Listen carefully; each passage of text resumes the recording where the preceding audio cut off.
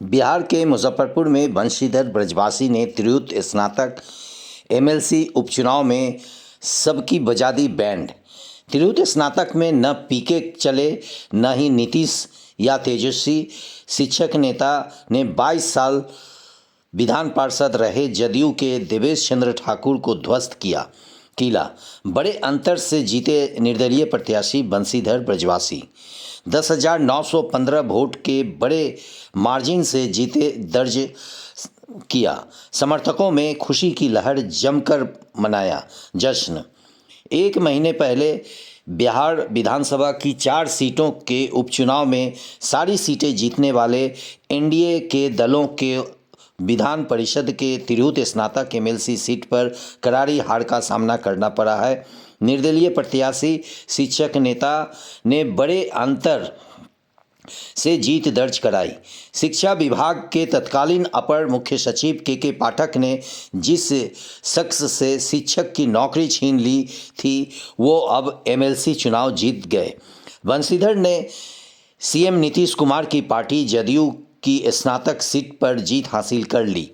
NDA के तरफ से लड़े जदयू के अभिषेक झा चौथे नंबर पर चले गए, जबकि यह सीट उनकी ही पार्टी के सीतामढ़ी सांसद देवेश चंद्र ठाकुर पिछले 22 साल से लगातार जीत रहे थे। 5 महीने पहले के पाठक के निर्देश पर सेवा से बर्खास्त किए गए नियोजित शिक्षक के नेता बंशीधर ब्रजवासी ने निर्दलीय लड़कर ही सारे नेताओं और दलों को बैंड बजा दी। ब्रजवासी की जीत के बाद उनके समर्थकों में खुशी की लहर दौड़ गई। समर्थकों में जश्न का माहौल है। आपको बता दें कि तिरहुत एमएलसी चुनाव में 18 प्रत्याशी नामांकन किए थे। एक प्रत्याशी का निधन के बाद 17 प्रत्याशी मैदान में थे। बंशीधर ब्रजवासी पहले जनसुराज से जुड़े थे, लेकिन प्रशांत किशोर ने मुजफ्फरपुर से डॉक्टर विनायक गौतम को कैंडिडेट बना दिए। बंशीधर चुप नहीं बैठे और निर्दलीय चुनाव लड़ने का मन बना लिया। अपने घर पर शिक्षकों की एक बैठक कर चुनाव लड़ने की घोषणा कर दिए। शिक्षकों ने सहमति भी दे दी। पिछले चुनाव में इस सीट से जदयू के वरीय नेता देवेश चंद्र ठाकुर जीते थे। देवेश चंद्र ठाकुर को सीतामढ़ी सांसद बनने के बाद यह सीट खाली हुई। इसके बाद इस चुनाव में जदयू ने अभिषेक झा को टिकट दिया, लेकिन अभिषेक चौथे स्थान पर रहे।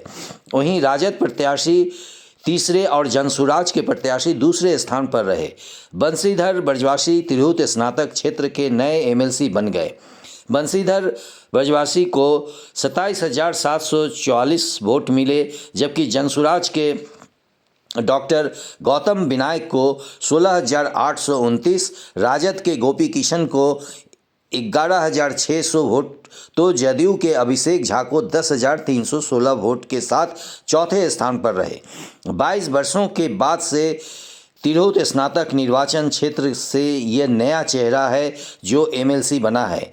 बंशीधर ब्रजवासी को कुल 27,744 मत प्राप्त हुए तथा उन्हें विजयी घोषित किया गया।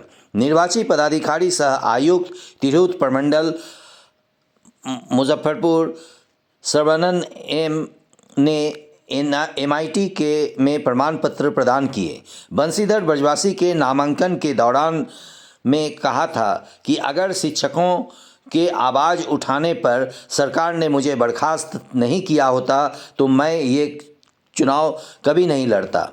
शिक्षकों की आवाज़ को दबाने के लिए किया गया था प्रयास, जिसके बाद मैंने खुद चुनाव लड़ने का मन बनाया और यही वजह है कि मैं निर्दलीय प्रत्याशी के रूप में मैदान में आ गया हूं और मेरा विश्वास है कि मैं अपनी जीत सुनिश्चित करेंगे।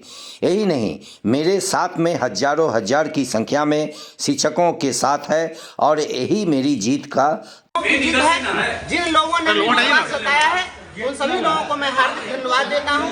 ये सभी लोग संघर्ष में साथ दें। बड़ी लड़ाई लड़नी है और बड़ी लकीर खींचनी है। राजनीति में सबका भी काम करना है और राजनीति को संघर्ष के रूप में परिभाषित करना है। प्राथमिकता क्या रहेगी? प्राथमिकताओं का निर्धारण हम लोग बाद में करेंगे। क्या किसी शिक्षक से शुरू किए हैं? आपको शिक्षक से शुरू नहीं करना चाहिए था। आप तो छात्र जीवन को आपने देखा है, छात्र जीवन के संघर्ष को देखा है। शिक्षक में हम आए 2005 में और हम छात्र जीवन में संघर्ष करें 1996 से। 28 वर्षों का संघर्ष है। छात्र जीवन से संघर्ष चल रहा है, 28 वर्षों का निरंतर संघर्ष है। तो संघर्ष की जीत है और लोगों ने पसंद किया है। आज लोग विकल्प की तलाश कर रहे हैं और लोगों की इच्छा है कि कोई संघर्ष करने वाला व्यक्ति जनप्रतिनिधि बने, जो सदन के अंदर भी बोले, सड़क पर भी लड़े। तो ऐसे लोगों की लोग चाहत रखते थे। उस रूप में बंशीधर ब्रजवासी मिल गया लोगों को। इतने वर्षों से देवेश चंद्र ठाकुर यहाँ पर थे और उनके ही समर्थित प्रत्याशी अभिषेक झा लड़े, तो क्या लग रहा है कि देवेश चंद्र ठाकुर के प्रत्याशी को मत नहीं मिला और ब्रजवासी को मत नहीं मिला? देवेश बाबू बहुत बड़े लोग हैं और वो चुनाव जीतते थे निजी संबंधों के आधार पर। तिरहुत की कभी कोई समस्या अगर उठाए हो तो बता दीजिए, कभी सदन में, कभी तो बोलते नहीं थे। और उन्होंने प्रत्याशी को उतार दिया यहाँ पर, तो लोग उनसे निराश हो चुके थे। इस बार स्वयं अगर देवेश बाबू भी रहते प्रत्याशी तो मैं समझता हूँ कि उनका वर्तमान प्रत्याशी से भी बुरा हासिल होता। क्या प्राथमिकता है अपनी? प्राथमिकताओं का निर्धारण हम लोग करेंगे, सभी लोग मिल बैठ कर करेंगे। बड़ी बड़ी लड़ाई लड़नी है, कोई सामान्य बात नहीं है कि चलते फिरते कुछ कहा जाए।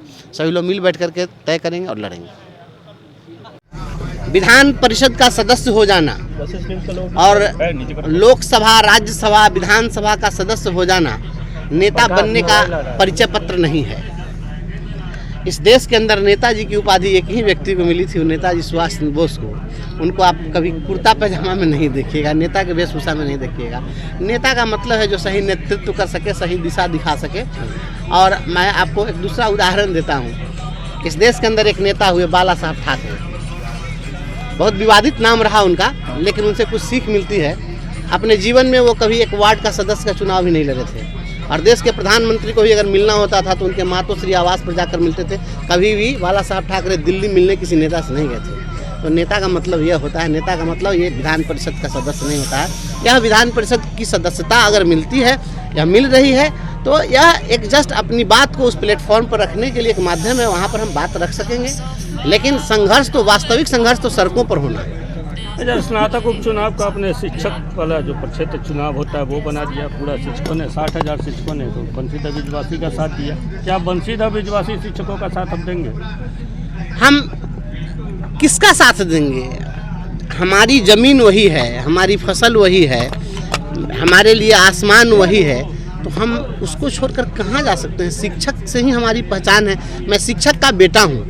कोई पहली पीढ़ी में अगर शिक्षक बने हो तो कहें कि हम शिक्षक हैं, मेरे तो शरीर में शिक्षक का खून दौड़ रहा है, तो हम शिक्षक के सिवा दूसरा क्या कर सकते हैं? हमसे आज के डेट में कोई खेती गृहस्थी की बात करे तो वह तो आउट ऑफ सिलेबस है।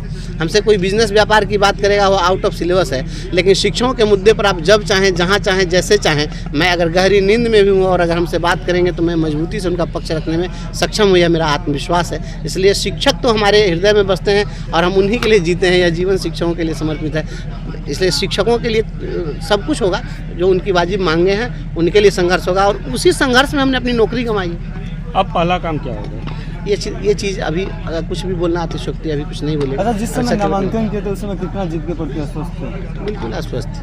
नामांकन का हम लोग कोई भी काम करते हैं, चाणक्य ने कहा है कि अगर कोई काम आप करने जा रहे हैं तो करने से पहले खुद से पूछिए कि आप इस काम को क्यों करने जा रहे हैं, और दूसरा सवाल पूछिए कि क्या आप इस काम को कर पाएंगे, और तीसरा इस काम को करने से आपको क्या लाभ मिलने वाला है। ये 3 सवाल का उत्तर अगर सकारात्मक है तो आप उस काम को करिए, अन्यथा उस काम को करने का कोई मतलब नहीं रहता है। तो ये तीनों सवाल अपने से मैंने पूछ करके और सकारात्मक उत्तर प्राप्त करके तब मैं चुनाव लड़ा। अच्छा, इस चुनाव में बहुत सारे मीट टूटे हैं, जैसे धन बल, बाहुबल, जाति, सारा फैक्टर जो था वो टूटा है, उसको लेकर क्या कहिएगा? देखिए, हकीकत एक बात समझिए, लोग दोष देते हैं नेताओं का, दोष देते हैं जनता का, जिसको जिस पर मन होता है सब एक दूसरे पर आरोप मरते रहते हैं। लेकिन आप बताइए, मुजफ्फरपुर शहर में, अपना आईडी से मुजफ्फरपुर शहर में मैं 1998 में मैट्रिक पास करके मैं आया था।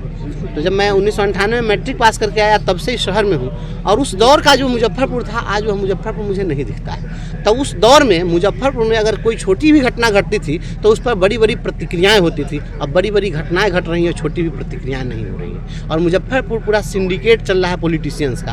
तो वैसे दौर में कोई संघर्ष करने के लिए, कोई बाहर निकलने के लिए तैयार नहीं है।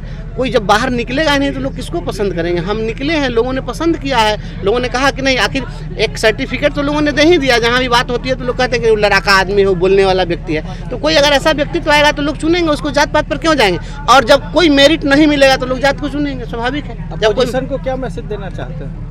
अपोजिशन को किस अपोजिशन की बात आप करते हैं? हमारे लिए कोई अपोजिशन नहीं है। अच्छा, जीत का रहस्य क्या है आपका? जिस तरीके से निर्णायक वोट लगातार आप बढ़त बना रहे हैं, तो किस तरीके से आपने रणनीति तैयार किए थे? थोड़ा पीछे करो ना, काट लेना। देखिए, आप अपने दिल में खुद से टटोलिए, आपके दिल में मेरे लिए जगह मिल जाएगी। आपके दिल में मैं बसता हूँ, बस यही जीत का राज है।